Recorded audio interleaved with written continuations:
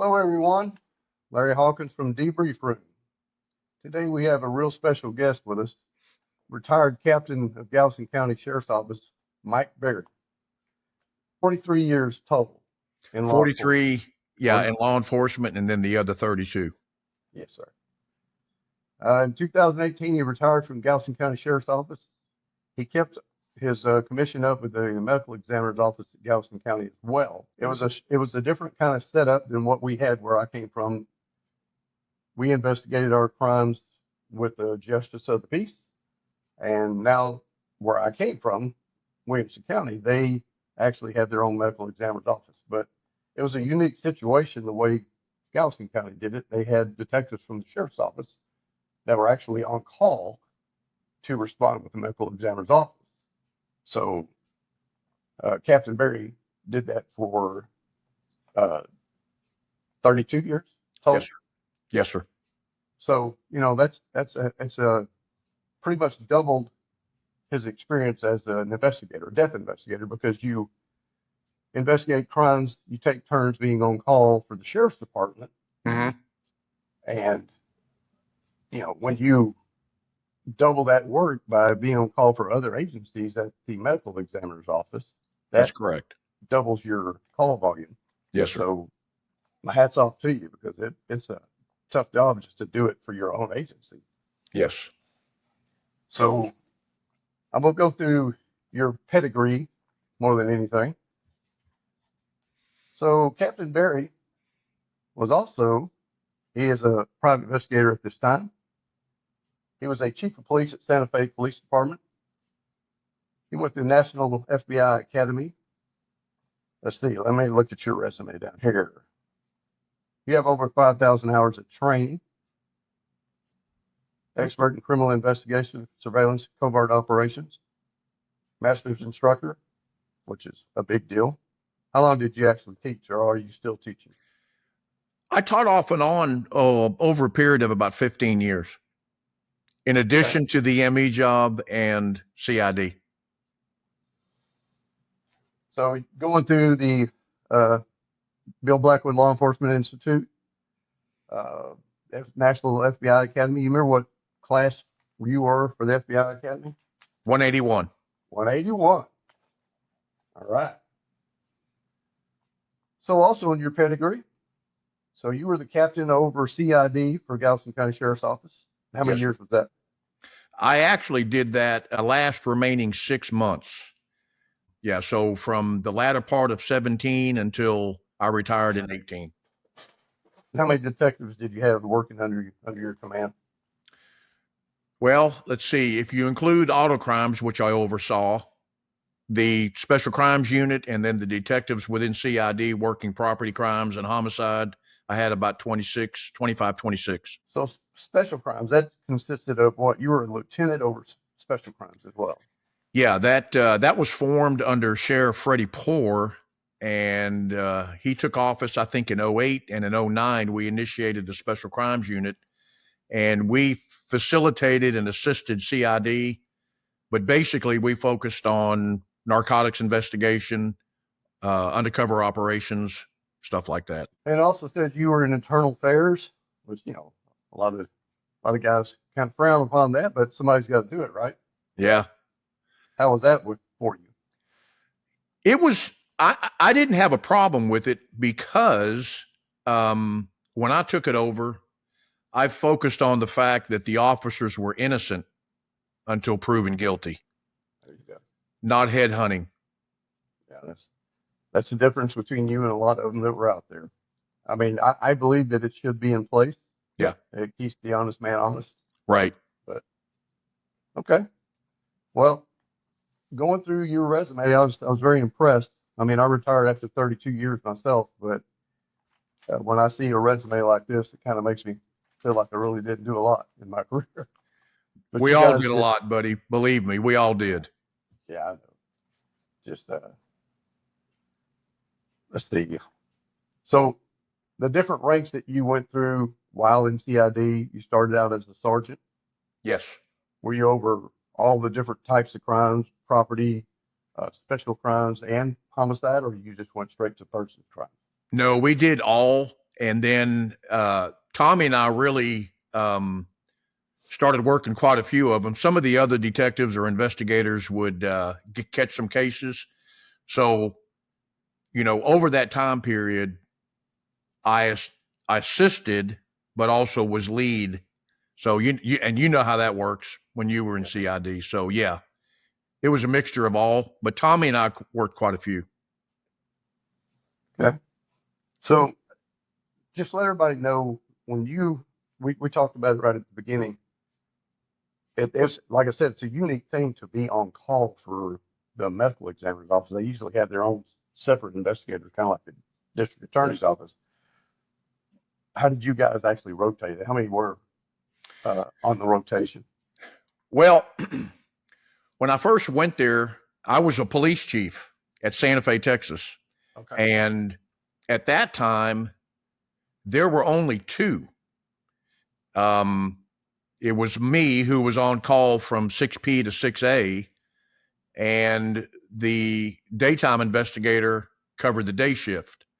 And that went on for a while. And then they started adding more on, which came to a total of now four. And we would rotate. It got to a point where we would rotate a week at a time, and the same thing for weekends in between the four of us.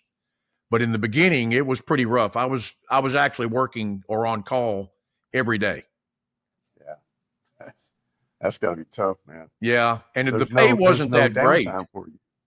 The pay really wasn't that good, but as well as I do, law enforcement officers, they have to work extra jobs to make that extra money, and that's what I did, even as a police chief. Well, one of the reasons why, and I personally appreciate that you did that because it shows your dedication to our job. You know, a lot of people think we just want to go out there and arrest people, and they don't realize what they don't see. Right. And you're back there behind the scenes, getting called out constantly. You had no family life. You had nothing going on personally. Everything was about work. And one of the reasons why I did this podcast is to highlight that all the what it does to us personally, what goes into actually doing an investigation, and then the effect that it has you in the afterlife, after your Right. retirement. So that's a big thing. A lot of these cases never were talked about. You know, a little blurred on the fifth page of the newspaper. You know, nobody have people never read it, or a little 2 second thing on the news, especially during the days that Channel 13, Channel 11, they all did stories in Houston. But if there was a murder in Galveston County, it was a little 5 second run, and then they never heard about it again. People don't appreciate the hours that you spent investigating a case, Yeah. sometimes weeks, sometimes months and years. And then you bring it to fruition and put somebody in jail, and nobody ever talks about it. The fortunate thing about interviewing you is that you have done so many things and had so many cases. It's probably really hard to sit down and actually talk about just one. So my goal today was just to talk to you about all the stuff that you have done in general as an investigator, a death investigator for the ME and for the sheriff's office, and even Santa Fe. So with that, we'll go into that part of it now the introductions are done. If you had to give an estimate of how many cases you have investigated, death investigations, what would your roundabout I would say now this includes natural causes and death foul play, investigation period? everything. I'd say over that 32 years, I would say between 800 to 1,000 See, deaths. and that's the thing people don't understand. And we won't get into PTSD for right now, but that's what causes it for most police officers. It's just the redundancy and the constant bombardment of it of death. Yes. So, but we'll talk about that in a little bit. Any particular cases stick out in your mind that still to this day you wish you'd have done something different or uh, a little better? In terms of the ME's office, right?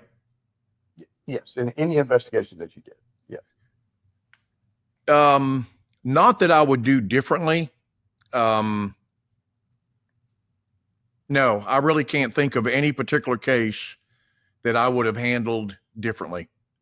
I mean, by the time that I had the ME job or took the ME job, I had already been in law enforcement, I think up to 25 years, maybe 20 years. Yeah, I'd say about 20 years. So I had some experience, but I do have some cases that I do remember.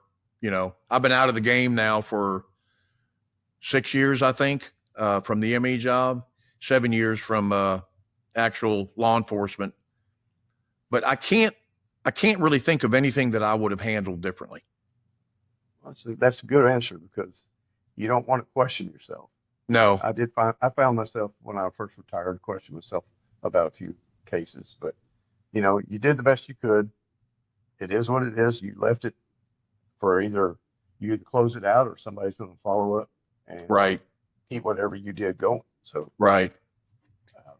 And in the law enforcement perspective, it was a team effort because you had your crime scene people that facilitated in the investigation. And we had a good group of people working together at the sheriff's office with the crime scene people. John Pruitt eventually was captain over crime scene, and he was good, and he trained and educated the people under him. So we had a good group of people working with us. In terms of the ME's office, you would work with other law enforcement agencies, and actually you as an ME investigator are responsible for the body, solely for the body. The rest is up to them. correct. The detective for the actual agency. Yeah. Now, were you guys consulted a lot to help them get through their process of what you saw different from what they might have saw on the scene? Yeah, like for instance, let's say for a patrol division type thing, let's say it was a major accident or a fatality accident. I know that they wanted to know preliminary if there was any alcohol involved or possibly drugs. And I got teased about this quite a bit, but I would be able to determine if I could smell alcohol within the blood on the scene. And as well as I do working cases, you got to have a mindset. And it's not that you're making fun of any particular scene or death, but you're going to throw some humor in there a little bit. And I did that quite a bit. It's also a way to psychologically be able to do your job effectively, to have a little bit of humor. Yes, sir. I was one of those that got caught by a bystander making a joke to somebody, and it was said to me later, "How can you be so cold?" It wasn't that we were cold, trying to decompress a little bit of what we just saw. Right. And a great way to do that sometimes is humor. And people that do not do it for a living, they don't understand that. It's not that we're making fun of the person or the Right. body or anything there. It's just our way of decompressing. And it's nice to hear that other people do that too, because sometimes you feel isolated. Wow, maybe I Yeah. am cold. Maybe I don't have the sensitivity I should have. So it's good to know. You and I had talked earlier about a case that you had worked where a lady was killed on the beach with a hammer. Yes. You can't really go into a lot of detail about that, but what was that case all about? Did you guys solve it? Now, for that particular case, I was the investigator on call with the sheriff's office, and patrol got a call of a domestic disturbance, and basically it was a husband and wife thing, and he had beat her to death, which sometimes, or I have gotten mixed up with some of the cases over the last 7 or 8 years talking to people. Excuse me. But he basically beat his wife to death with a hand tool. And when the patrol officers got there, he was still standing in the doorway. She was down on the floor. This was a mobile home. and she was down on the floor, and he was standing over her, and the body fluid or blood was still dripping off the tool.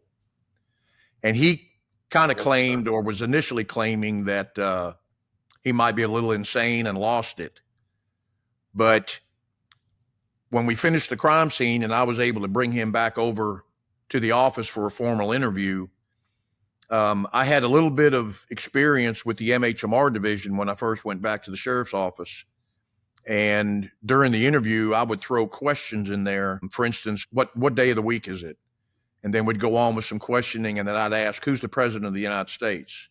And I did this about 8 or 9 times to either show that he was insane or not.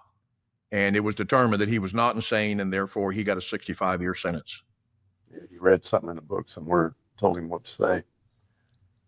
That's the beautiful thing about the computer now, because everybody researches things on the computer. They don't do it in the book anymore. So right, you're able to determine just where they gather that information. So it's a Yeah. great thing about detectives now. They have all these great tools that are at their disposal. When I first started, when you first started, didn't have all that. No, Raw No. research. yeah, So, well, so he got convicted. That's all that matters, right? that's right. Yeah. And he You was an find older out- he was an older gentleman, so I think he's going to wind up expiring inside TDCJ. You guys ever get a reason of Do what? why he did it? Did y'all ever get a reason why he did it? Yeah, he initially said he was sitting there watching TV, and she brought him his food, and he said, I started hearing voices through the television telling me I'm tired of this, and he got up and he just started whacking her. That was his initial explanation, but he didn't really have one after that. He kept sticking with that for a period of time until court. And I don't think that he testified. So, yeah. So what was his history? Was he meth, crack cocaine, anything like that? No, On just a medication working for anything man. like that? Yeah, just a working man. And I guess he, wasn't happy with his marriage. I really don't, that would have been in the latter 1990s when that case happened. And I did that on my own. No other detectives assisted me with the exception of the crime scene people. And they did an exceptionally great job collecting all the evidence for it. So, and then when we put it together, we got a very good conviction. Wow. Sounds like good solid work. That's awesome. As you know, I interviewed Lieutenant Tommy Hansen not too long ago, and some of the stories he told us, of course, we with you, and we could probably do 25 hours worth of interviews. Yes. But it's an hour show, so we can't do that. But you and Tommy worked some really good cases together. Yes. We talked about Baby Grace Mhm. During the time period with him. Do you have any cases with him that you want to reflect on Yeah. that maybe people will like to hear about? There was one. I don't know how far can I go with the details? As long as it's a closed case, you can talk about it. Okay. There was one. Now, I didn't do the ME on this, so I assisted on the investigation with the homicide. But like Tommy had told you, a lot of people would be killed someplace else, and they would always bring them down to Galveston. So there was a case where a top lieutenant with the prison enforcer gang, D Pistoleros, and these guys would have 45s or revolvers tattooed to their bodies. So they were enforcers in TDC. And there was a hit put out on this particular top lieutenant. And after they killed him, which was in actually South Houston or over there off a navigation area, they chopped the body up. They brought it to Galveston and disposed of it in parts. All Well, in one place or different places? Well, they would drop them off the causeway area, and then they would, float out. And these were in suitcases and this, that, and the other. Wow. And they recovered. The Marine Division assisted with us, and we recovered everything but the head. So we brought What year was that? Do what, buddy? You remember what year? You remember what year that was? Um, it was in the 2000s, and it was before Baby Grace and others. So it was early 2000s. So they send the body to the morgue, or the body parts, and I assisted a little bit with identifying and doing some of the autopsy, because it was on the weekend and it was after hours. The ME's office, they closed at 12 noon on Saturdays, or did, and Sundays they were closed. So we went over there, and across his back, up on the shoulders of the torso, was the individual's last name. Knowing, or I don't like to use the word assuming, but based on the physical evidence of the torso, we felt very strongly, plus the guns tattooed on the body, that he had been to TDC. So we checked with TDC records, and we were able to identify, or temporary identify, until we were driving to Houston to go make notification to the family. And while we were driving up there, Tommy's in one vehicle, I'm in another, a couple of other investigators are in their vehicles.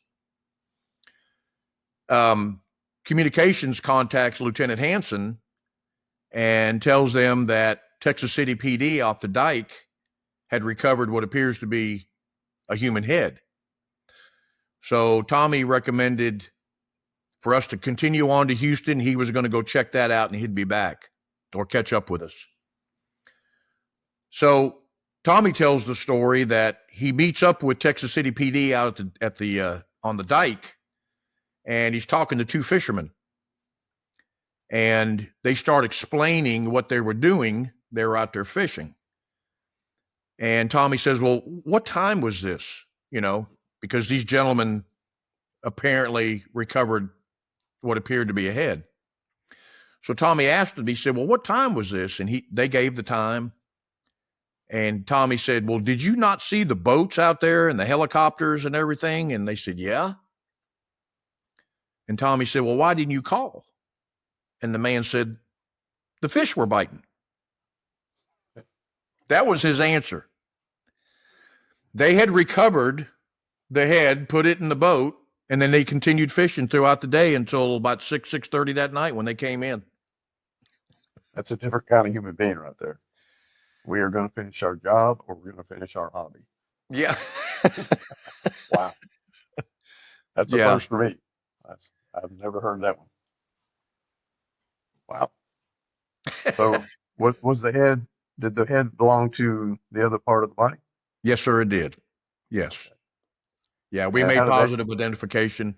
And then I was, majority of the time, if I was on the case, whether I was lead or not, and we made notification, I would always do that. And it was based on, I had so many years of experience of doing it. And I had a way of telling the families in such a way that they would feel comfortable. And there were times that I would stay with them until other family members would show up, for comfort and reassurance. But that, in terms of either job, really, the medical examiner's office or, being a homicide detective, that was hard. That is really hard to do. I had one time where a man, I had to notify him that his son took his own life. And I had two HPD officers with me. This was in the Clear Lake area, but it was HPD's jurisdiction. And when I told them, I'm sorry to inform you, but your son has passed away, that man punched me right in the mouth. And I went down, and the officers went to grab him, and I said, no, I shook it off. I straightened my jaw, and I continued on. I mean, there was no sense in doing anything to that man. after what he had just heard. That's the only time that happened to me. It's another example of passion being Yeah. uncontrolled when it hits you. Probably 10 stories that I have, probably 100 you have of crimes of passion, as they say. Um, so this guy ends up going to jail. I mean, did you make an arrest on this case? On the body chopped up? Yeah. Uh, you know what? I really don't recall. I don't remember if we actually turned it over to HPD after that or we kept it, because over the years we had learned, of course, it's in the penal code, in the Code of Criminal Procedure, that if the death does not occur within your jurisdiction, but the body was recovered, you still can have jurisdiction. And I really don't remember on that. I think John Putnam caught that case, so he was the lead, at least at that time. But I don't remember if we finalized the case or if it was turned over to HPD. One of When the I came two. back, I remember them talking about that case, and You and from Tommy? what well, no, it wasn't Tommy. It was that one day in patrol we were talking about it, and I think they figured out that a rival, of course, it's what everybody thought anyway, a rival gang Yeah. had done this. They just had no way of proving it. But I also, speaking of that, the cold cases that are still active at Galveston County, Tommy and I were working on 3 of them. He was actually working on more than that. 3 of them that we were trying to solve before we left in December. Um, did you have any that you had success at as far as a cold case that you were able to go back in, recanvass everything, reread everything with fresh eyes and solve? Yeah. I remember one. I'll leave the names out, but it was initially a Dickinson PD case involving an infant child, and about a year or two later, something came across to the then captain, and the case was assigned to me, and it was involving an infant child. And this infant child had so many physical deformitories that the child would have lived, but would have had to have had 24-hour, 365 care by the parents. So, started investigating the case. Something came back that wasn't right, or it was reopened, and it was assigned to me. So I started looking into it, and I traveled to New York. I traveled to Dallas. I traveled to Los Angeles, interviewing witnesses. And then eventually I traveled to Florida, where the suspect was incarcerated. And I went down there, interviewed him. By this time, I had all the evidence I needed, with the exception of his confession.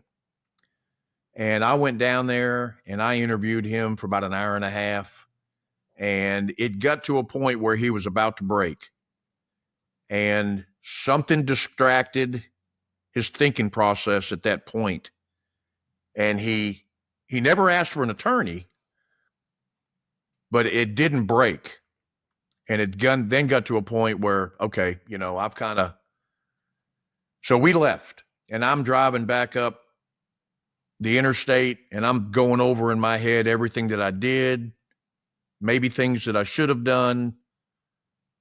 I made a U-turn about an hour and a half after I left the prison unit, and I went back, got him pulled out again, and I laid every card out I had.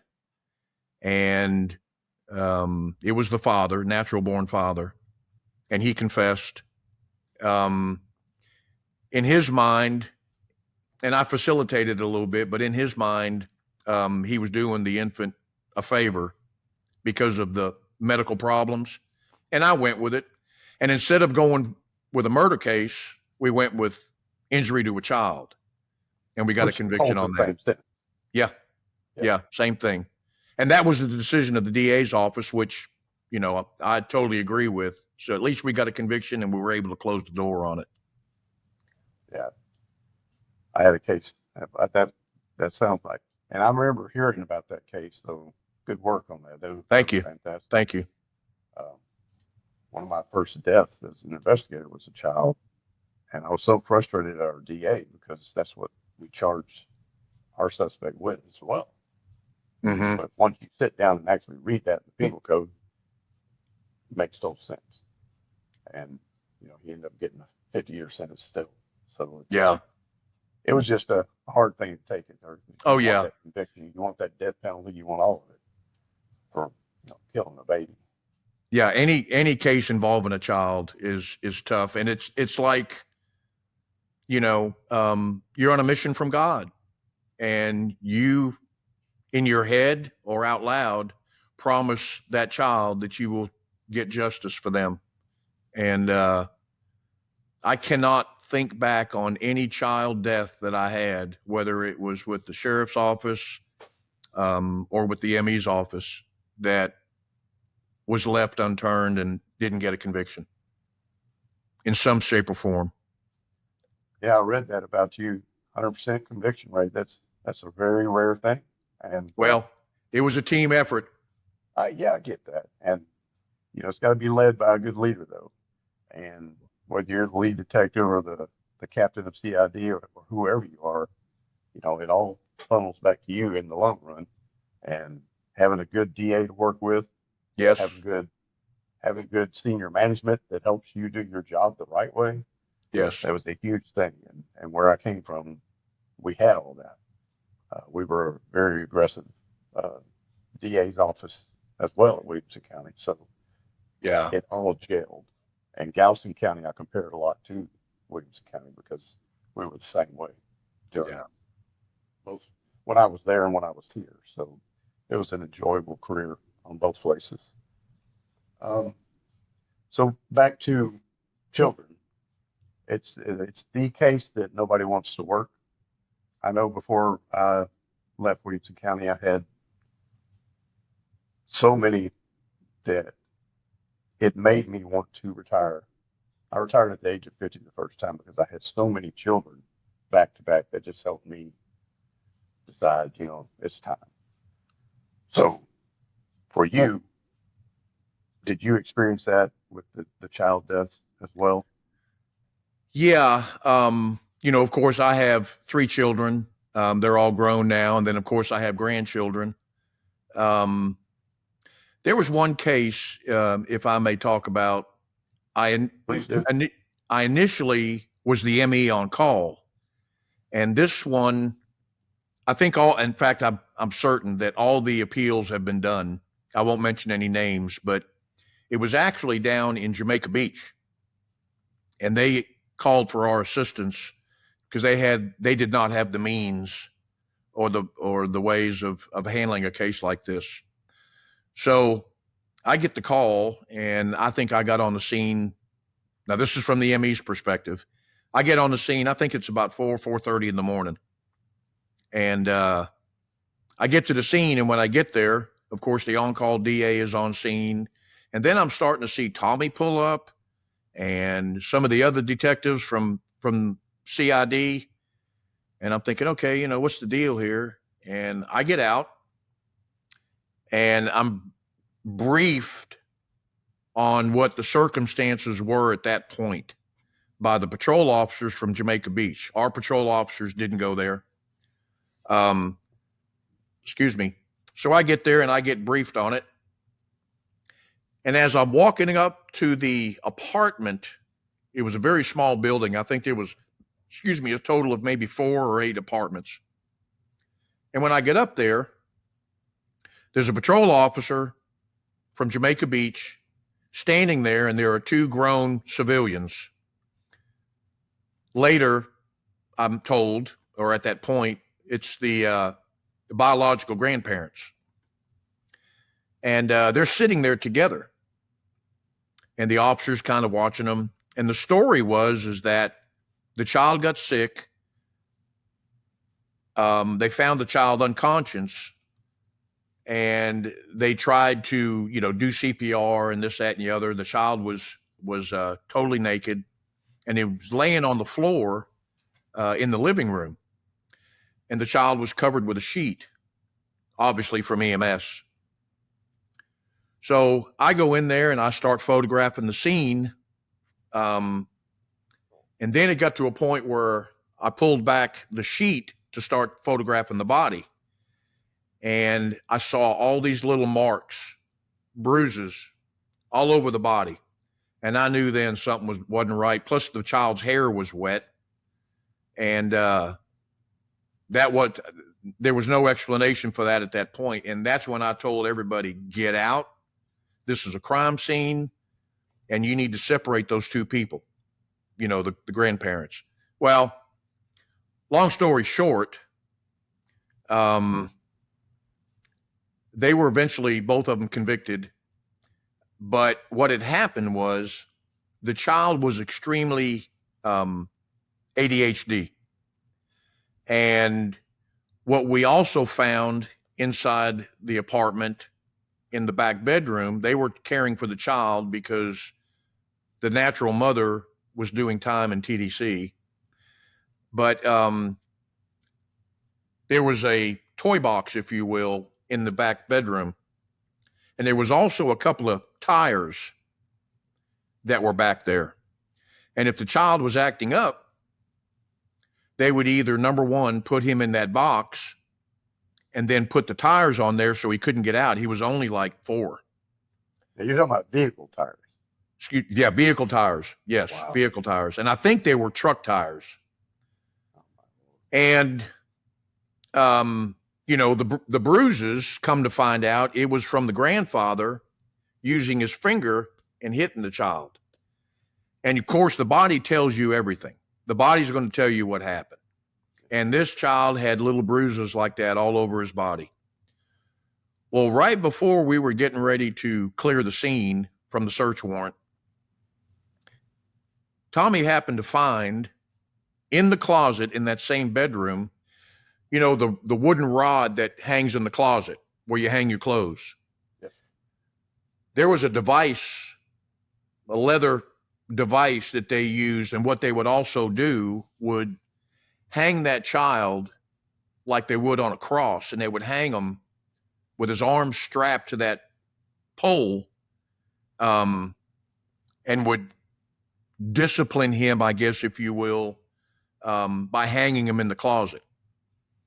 What they would also do is, while they're cooking meth, they would put the child either in the box or hang him in the closet, and or also the parents on meth, while they're having sexual relations, would put the child inside the box or hang him in the closet.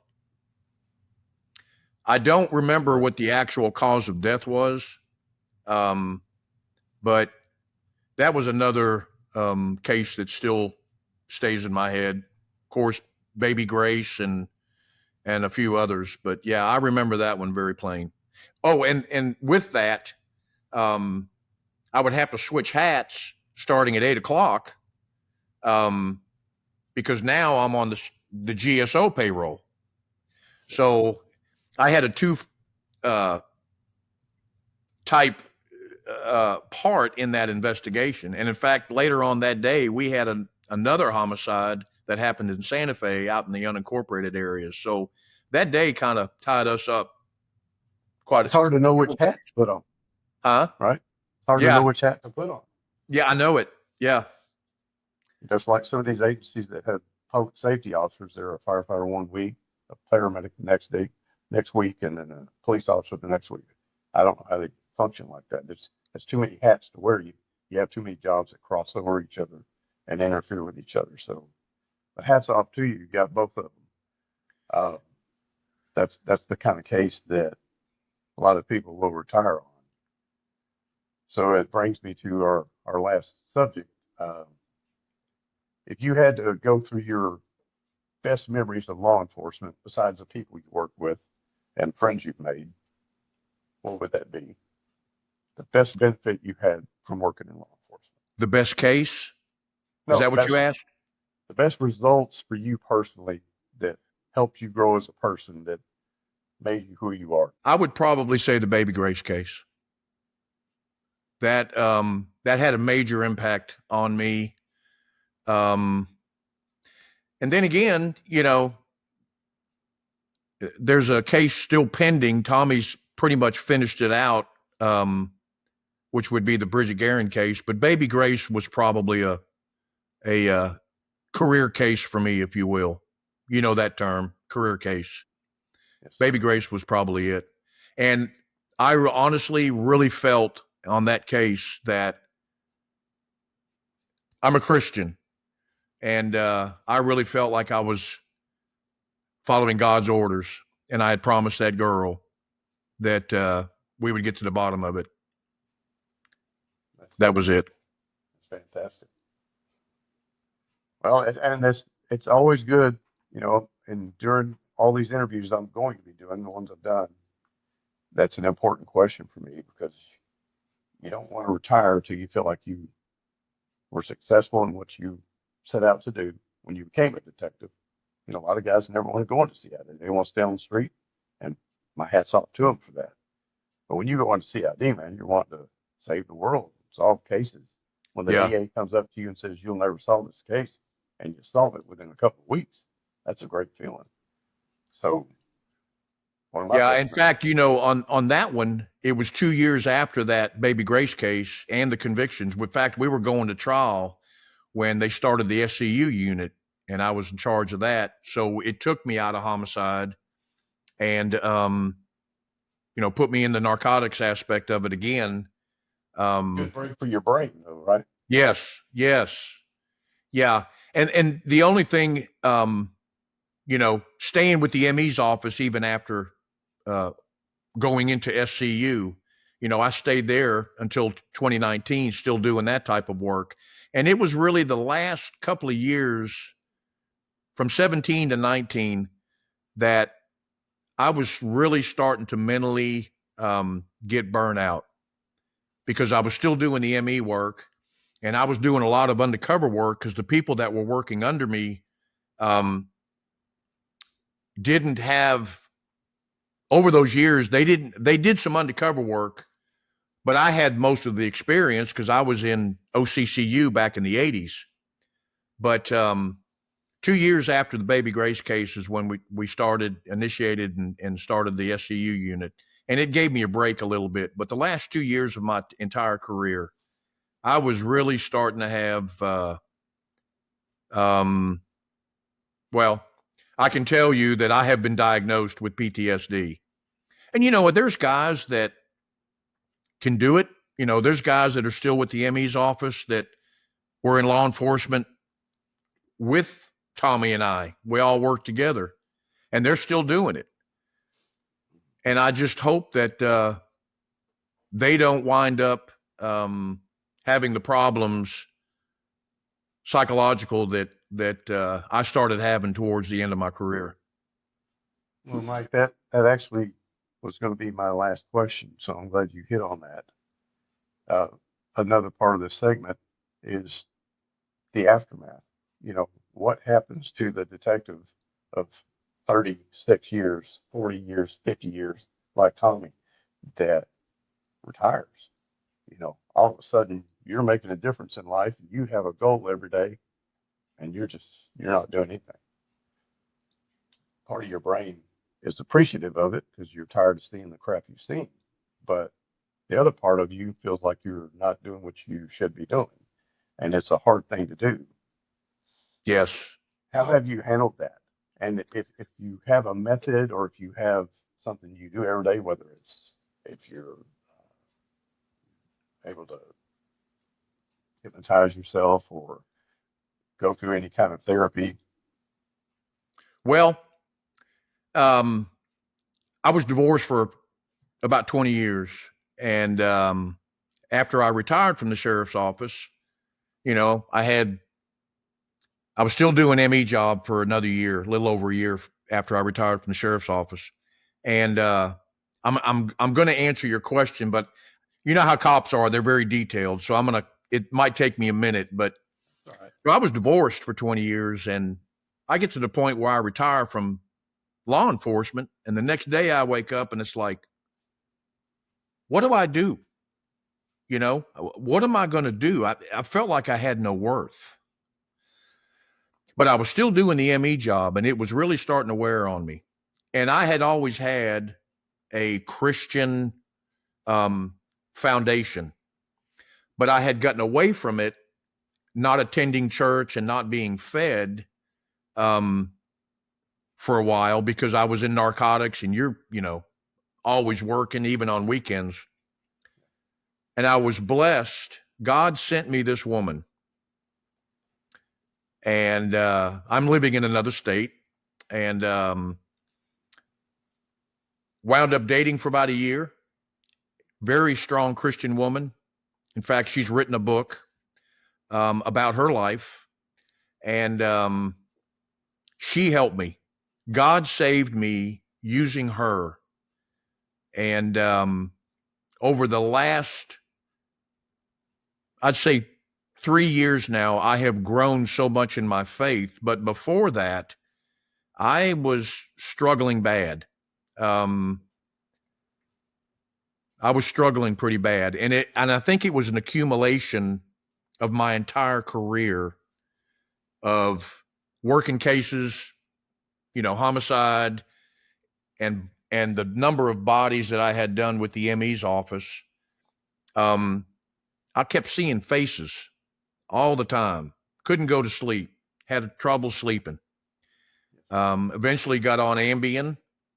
But to answer your question, my faith in Jesus Christ and this woman, my wife, um, and my fellow believers in Christ have helped me a lot. And that's how I was able to get over it. I even tried um, going to a doctor, and then they sent me to a pain management doctor, and this particular doctor was putting me on medicine. And there were several times that, and I didn't even know I was doing this, but my wife would wake me up, and I am dead asleep out, and I'm back in the world of law enforcement, and I'm reliving certain things. And there was a time where I'm fighting somebody, and I'm cussing, and I'm gut stabbing this person, in a fight, and she'd have to wake me up. So then she told me, "Well, you're not sleeping with a pistol on the nightstand anymore because I'm afraid you might, you know, hurt me accidentally." Probably a good But idea. to get back to the question, it was my faith in Jesus Christ that's helped me, and I'm a lot better now. I'm not on any medication. Um, you know, there are some triggers that come up occasionally. I can and things that you bury. You too. We were taught back in the old days to compartmentalize everything. Sure. Don't show your Don't emotions. show your weakness. And the last 4 or 5 years, all that started coming out. And I remember stuff that even going as far back as on patrol back in the 70s that will pop into my head, and I had forgotten all about it. And maybe it's God doing it, trying to clean me out.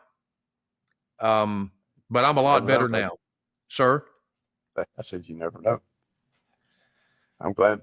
However you learn to do it, as long as it works. I mean, Yes, that's the whole goal. yes, It's everybody's got their own methods of how they do stuff.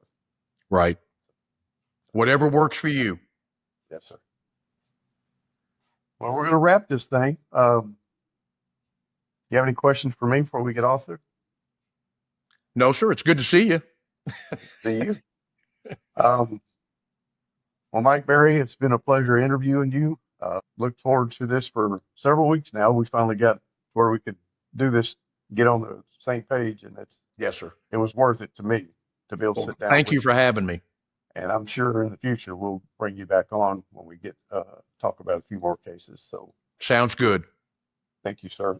Have a good Thank day. you. All right, sir. You too.